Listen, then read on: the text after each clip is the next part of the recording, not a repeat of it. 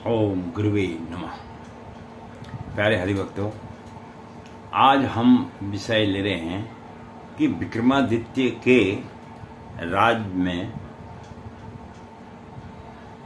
कितने रत्न थे और उनका क्या कार्य था। बहुत ही सुंदर विषय है। आपको आज मैं वो बताऊंगा कि राज्य जो किया जाता है वो किस प्रकार किया जाता है। राज्य करने के लिए किन चीज़ों की आवश्यकता जीवन में पड़ती है, तब आदमी सुचारू रूप से राज्य का कार्य ठीक प्रकार से कर सकता है। बहुत ही सुंदर विषय है। ये विषय केवल विक्रमादित्य पर ही नहीं है। ये जो आज के समय में जो बड़े बड़े व्यापारी बिजनेसमैन वगैरह भी हैं, ये उनके लिए भी बहुत प्रेरणादायक विषय है।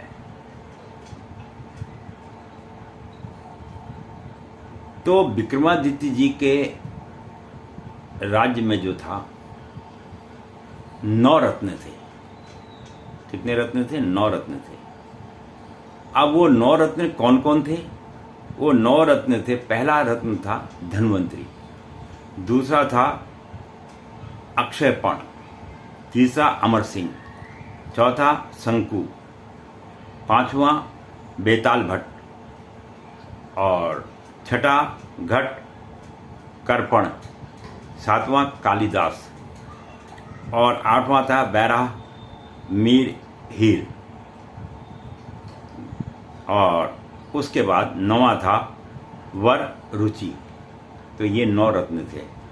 अब ये 9 रत्न तो विक्रमादित्य के राज में थे, लेकिन इन 9 रत्नों की राज्य में रखने की, अपने राज्य में रखने के लिए उसको आवश्यकता क्यों पड़ी? राजा विक्रमादित्य को जो है अपने बड़े भाई से, भर्तृहरि से बहुत प्रेम था और भर्तृहरि ने जब उनको राजपाट दिया था तो जीवन के कुछ पहलुओं का तो उनको पता चल चुका था, लेकिन कुछ ऐसे गूढ़ रहस्य थे जिसके विषय में भर्तृहरि जी ने अपने छोटे भाई विक्रमादित्य को बताया कि भाई, मैं तो राज्य को ठीक प्रकार से नहीं चला पाया हूँ, पर जो मैंने 12 साल तपस्या करने के बाद इसमें योग्यता या इसमें जो रिसर्च करके पाया है वो क्या है, वो मैं आपको बतलाता हूँ। तो भर्तृहरि जी ने जो है एक ग्रंथ भी लिखा था जिसका नाम था नीति शतक। हालांकि वैराग्य शतक भी था, नीति शतक भी था और श्रृंगार शतक भी था। तो इन पुस्तकों से भी विक्रमादित्य जी ने अपने बड़े भाई राजा भर्तृहरि से ज्ञान लिया था। उन्होंने बहुत विषयों में इसमें हर चीज का उल्लेख इन पुस्तकों में किया था। तो अब जो पहले उनके रत्न थे विक्रमादित्य जी के, वो थे धन्वंतरी वैद्य जी, जो आयुर्वेद और चिकित्सा थे और उनके राज्य के वैद्य भी और उनके परिवार के वैद्य भी वही थे जो उनका इलाज वगैरह करते थे। दूसरा था शपपक्ष। तो शपर्ण जो है, अक्षयपर्ण भी कहा जाता है उनको। अक्षयपर्ण जो है ये जैन सन्यासी और जो है नीति शास्त्र के ज्ञाता थे। और अगर राजा को कोई महत्वपूर्ण कार्य करना होता था तो उसमें ये उनकी अक्षपाणक मदद किया करते थे। ये उनके दूसरे रत्न थे। तीसरे रत्न उनके थे शंकु। जो शंकु जी थे, ये नीति शास्त्र और ज्योतिष के ज्ञाता थे। इसके विषय में भी मैं आपको बताऊंगा कि उन्होंने ज्योतिष में क्या क्या सम्राट विक्रमादित्य को बताया। और साथ में कवि भी थे, क्योंकि उन्होंने जो अपने ज्योतिष शास्त्र को वर्णन किया है, कई बार उन्होंने कविता के रूप में भी दर्शाया है। उसके बाद चौथे उनके पास में थे बेताल भट्ट। आपने बेताल की बड़ी कहानियां सुनी होंगी। बेताल, विक्रमादित्य और बेताल की कहानियां आती हैं। उन कहानियों को जो वास्तव में लिखने वाले थे वो बेताल भट्ट ही थे। बहुत ही सुंदर विषय है ये और ज्ञानवर्धक भी है, बच्चों को भी समझाना चाहिए। तो वो जो है तंत्र शास्त्र के ज्ञाता भी थे। कौन? बेताल भट्ट। और विक्रम और बेताल की जो कहानियां हैं उसके लेखक भी बेताल भट्ट को ही माना जाता है। इसके विषय में हम, क्योंकि ज़्यादा लंबी वीडियो में फिर लोग देख नहीं पाते हैं, हम हर विषय में थोड़ा थोड़ा 5-7 मिनट की बनाएंगे ताकि आप लोग देखते रहें। अब उसके बाद है घट खर पर जो है एक इनके 5वें रत्न थे। ये जो थे कवि भी थे। यमक एक प्रकार का काव्य की रचना करने वाले थे। यमक बोलते हैं जो काव्यों की रचना करता है, उसके ज्ञाता होते हैं।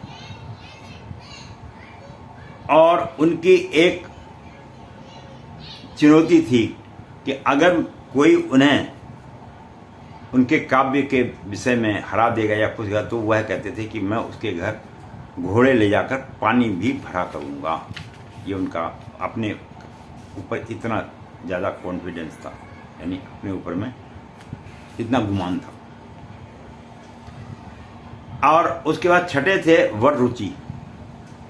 ये वररुचि जो थे, ये व्याकरण के, जैसे पाणि जी व्याकरण के बड़े महान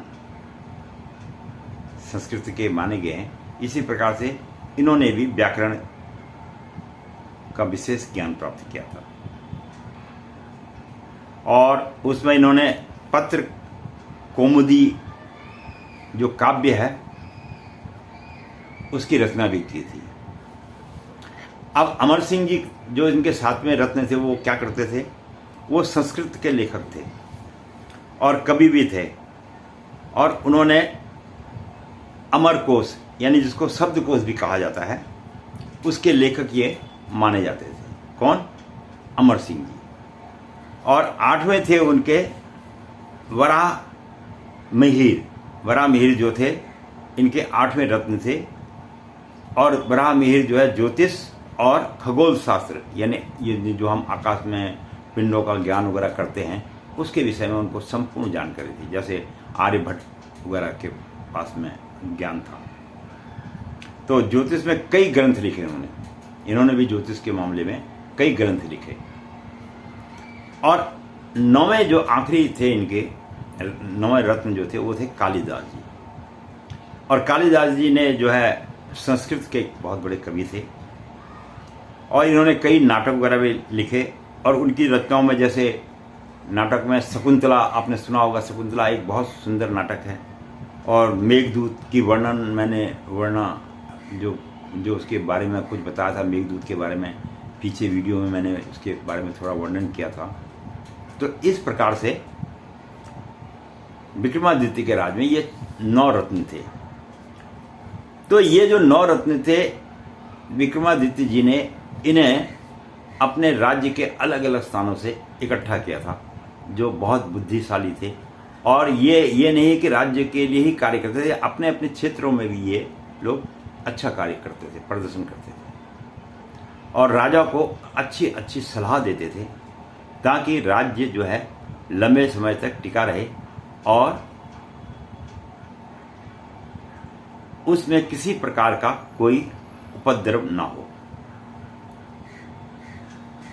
और जो है इस प्रकार ये कहा जाता है जो विक्रमादित्य था उनका जो स्थान जहाँ वो शासन में सिंहासन में बैठते थे उस स्थान की एक बड़ी महत्वता थी और उसमें क्या था कि ज्ञान, कला, ज्योतिष आदि संपूर्ण जानकारी व्यक्ति को वहाँ पर मिल जाती थी। तो इस प्रकार राज्य को चलाने के लिए बुद्धिजीव का होना भी अति आवश्यक है और इस प्रकार से उन्होंने अपना राज्य चलाया और एक महान सम्राट बने। मैं पंडित गिरीश तिवारी अपनी वाणी को यहीं पर विश्राम दूंगा क्योंकि फिर वीडियो थोड़ा सा ज़्यादा लंबी होता है। अगली बारी में मैं आपको फिर विक्रमादित्य पर एक बहुत सुंदर विषय पर बात करेंगे और आशा करता हूँ आप लोग सब इंतज़ार कीजिए। अगली वीडियो में फिर हम आपके साथ मिलते हैं। मुझे आज्ञा दीजिए। धन्यवाद।